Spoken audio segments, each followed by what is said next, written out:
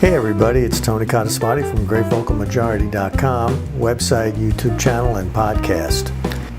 Today, I entitled this podcast/videocast, They Never Said It. And I want to talk about this for a few minutes, but just about everybody is aware of the fact that politicians tend to shade the truth in their favor, and we all know this, and that's putting it charitably.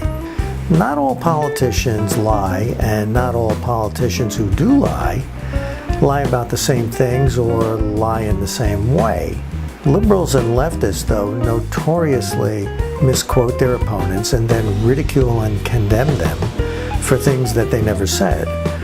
Another tactic that's often used, they grossly exaggerate or embellish a fact in order to enhance the credibility against their political enemies. And finally, they just outright lie. And now that is, and by lie, what I mean are statements that are completely untrue or misleading and are propagated knowingly. In this video, what I'm going to do is illustrate these kinds of tactics that the left uses in politics, entertainment, and in the media, in spreading falsehoods about their political enemies in a number of different examples. Now here's an example of something that was never said. I can see Russia from my house. That was attributed to Sarah Palin, but she never said it. These words were uttered by, of all people, Tina Fey in a Saturday Night Live skit. Now I think a lot of people know this now, but people still say that Sarah Palin says she could see Russia from her house, and those words never left her lips. Do you know who said, I can see Russia from my house? Sarah Palin. Okay. Palin, Sarah Palin. Sarah Palin. I can see Russia from my house. Sarah Palin. Who said, I can see Russia from my house? Oh, that was the Alaskan lady. I'm going to give you a quote, you tell me who said it. I can see Russia from my house. Sarah Palin. I can see Russia from my house. Sarah Palin. Sarah Palin? You guys say Sarah Palin? Sure, why not? I can see Russia from my house. That's Sarah Palin. You asked me, right? I asked all of you. I mean, okay. And everybody said Sarah Palin, right? Yeah. It's a consensus? I can see Russia from my house.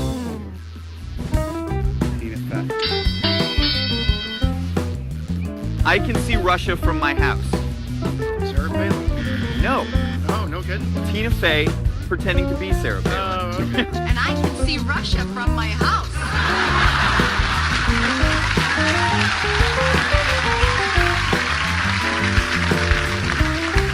What Palin actually said was that you can see Russia from parts of Alaska, which is totally true. You can.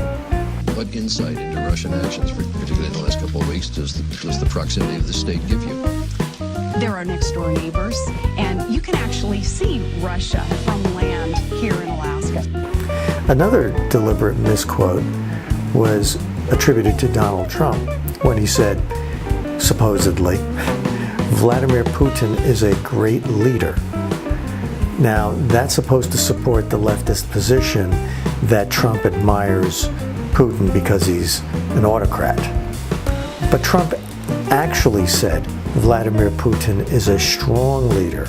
When you look at Vladimir Putin, you said he's a great leader of his country, but he's also a guy that... No, I didn't say that. I said he's a better leader than Obama. But he does get rid of... I said he's a better leader than Obama, because Obama's not a leader. So he's certainly doing a better job than Obama is, and that's all. Why are you so comfortable praising Vladimir Putin? I'm not. I didn't praise him. He praised me. He called me brilliant. He said very nice things about me. I mean, I accept it. Well, you've called him a strong leader. He is a strong leader. What am I going to say? He's a weak leader? He's making mincemeat out of our president. He is a strong leader. I mean, you would like me to call him a weak leader. He's a strong leader. And I'm not going to be politically correct.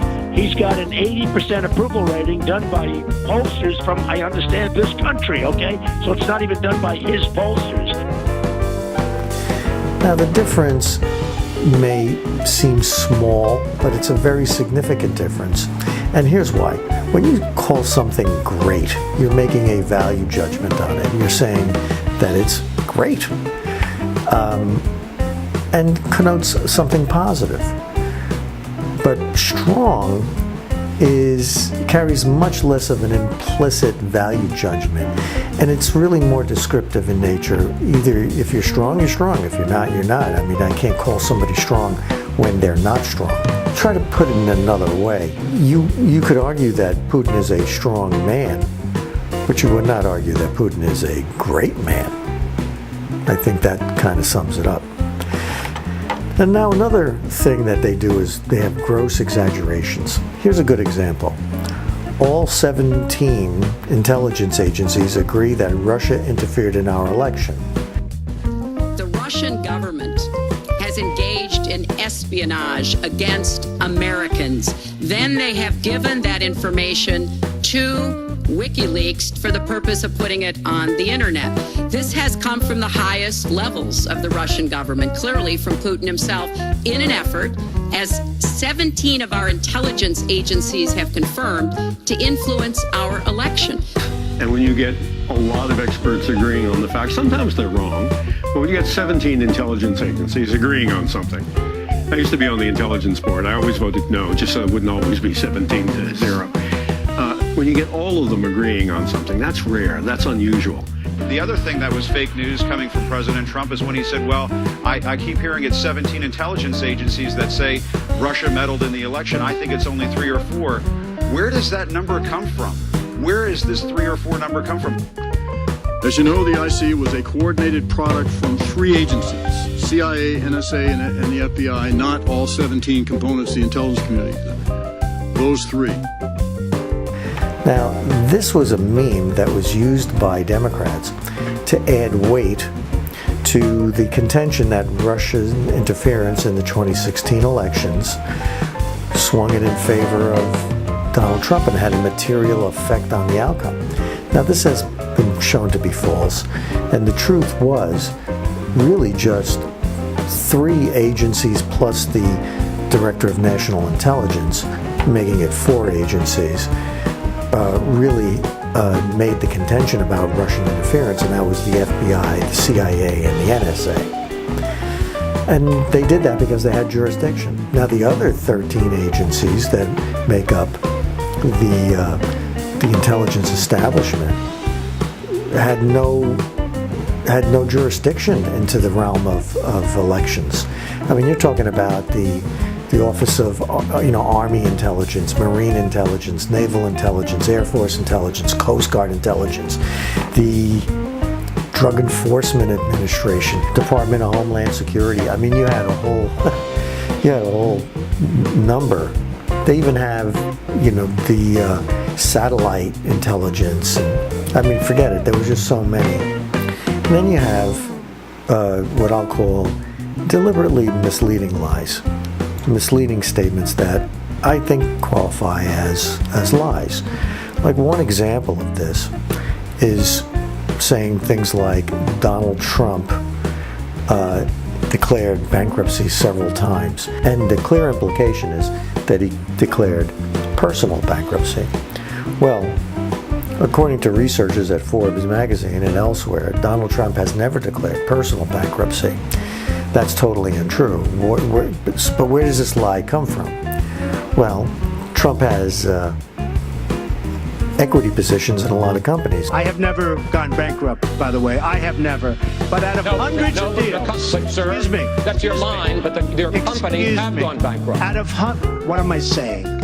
Out of hundreds of deals that I've done, hundreds, on 4 occasions, I've taken advantage of the laws of this country, like other people. I'm not going to name their names because I'm not going to embarrass, but virtually every person that you read about on the front page of the business sections, they've used the law. The difference is when somebody else uses those laws, nobody writes about it. When I use it, they say, oh, Trump, Trump, Trump. In fact, the Federal Exchange Commission has Donald Trump's financial disclosure statement. Maybe they don't have his tax returns, but they have his financial disclosures, which contains a lot of information that would go into a tax return. What you are looking at is the financial disclosure statement of Donald Trump. The document is about 92 pages in report is divided into 3 parts. The first page, what you're looking at here, attests to the accuracy of the pages that follow. Starting on page 2 and going through page 12 is a summary of all the financial interests by name of the organization, the location, the types of organization it is, meaning whether it's a corporation, a partnership, or a limited liability company, and a number of other things. The position that Trump held in that organization and when that position was held. This goes all the way through to page 12, and it accounts for, no joking around, 515 different types of entities. Now, starting on page 13, going through page 31, is a list of assets and income. Now, Trump has assets and income from 165 different sources. Beginning on page 35 and going through page 45 is a list of all the other assets and income that Trump has. Okay, and you can see these are lots of investments and stuff that generate income. Page 47 contains a list of Trump's liabilities. And then beginning on page 49, which is labeled A1 of 44, beginning on page, which is actually page 49, is a more detailed list of Trump's holdings. While examining this extensive disclosure, the one fact that kind of leaps out immediately at you is the tremendous scope and complexity of all of this. Now, Trump's critics demand to see his tax returns, but just try to imagine for a minute the kind of political hay that could be made by looking into the mundane details of any number of these holdings. Now, one can easily see why Trump would be averse to releasing them. And now, nevertheless, though, what we can learn from this disclosure is that Donald Trump enjoys a fantastic amount of wealth few get to enjoy, and critics who claim he's a failure, well, they're just lying. Now, I want to go back to the 515 different entities and break them down for you. I want to take you through the kinds of organizations Trump has interests in. 255 are limited liability companies. 215 are corporations. So that's 470 of the 515. Now, after those, the biggest share belongs to partnerships, which are 14. And there are also 14 trusts, which most of which are on this page that you can see here. And if you take a close look at it, it's all for the benefit of this, for the benefit of that. These are all family-related trusts. FBO means for the benefit of.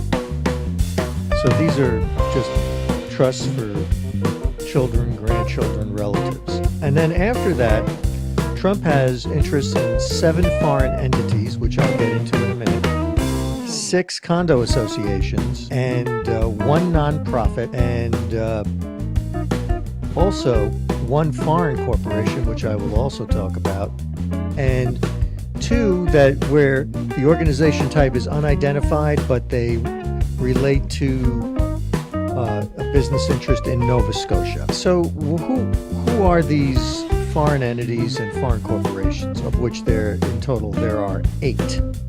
Well, there are 7 foreign entities. 4 of them relate to the golf resort in Scotland, and 2 relate to hotel interests in Ireland. And the last one relates to a hotel interest in Brazil. The foreign corporation that Trump has an interest in is located in Bermuda and relates to his jet. So this is it. This is the financial disclosure of Donald Trump. And it's interesting when you think about people who go through conniption fits about getting to see his tax returns, when I would be willing to bet you that most people who do that kind of complaining haven't even taken a glance at what Trump has already released. Now, this may not be sufficient for some people. Okay, that's fair. But have they even looked at what he has released? At least start there. If you go through his financial disclosures and you find something that you want to question further, why not try it? But I haven't heard the media say anything. Nobody has said anything to President Trump. Mr. Trump, you released in your financial disclosures that you have interest in BH Property Corporation. Who is that? You know, that's one of the things on the list here. But has anyone even asked the question? No, not publicly. See, the problem is Donald Trump had several businesses that declared bankruptcy, but Donald Trump himself did not declare bankruptcy as a person. His businesses did. Now, 4 bankruptcies sounds like a lot. And maybe for the average business owner, 4 bankruptcies would be an enormous amount. But if you take one look at that financial disclosure from the Federal Election Commission, you'll learn that Donald Trump has interests in over 500 companies, 515 to be exact. 470 of them are either limited liability companies or corporations. So 4 out of, let's say, 470, that's not a bad record. Most businessmen would be very proud of that. So that's a real gross exaggeration, and it's done deliberately because people want to try to knock down Trump's reputation as a businessman. Why do people do this? Well, this is done very simply because they want to gain advantage in politics. No other reason. And you're being lied to, you're being misled. And every time you hear somebody making a critical remark, not just against Trump, but against anybody, even if it's a Republican against a Democrat, don't just accept it. And no matter how much you trust the person saying it, don't just accept it. Assume everybody has an agenda, and always, always, always check into what was actually said. Because more often than not, especially when it comes to Democrats and the left, you're going to find that the truth is different than what they told you. That's it for me. I'm Tony Cottaspati. Thanks for listening. Take care.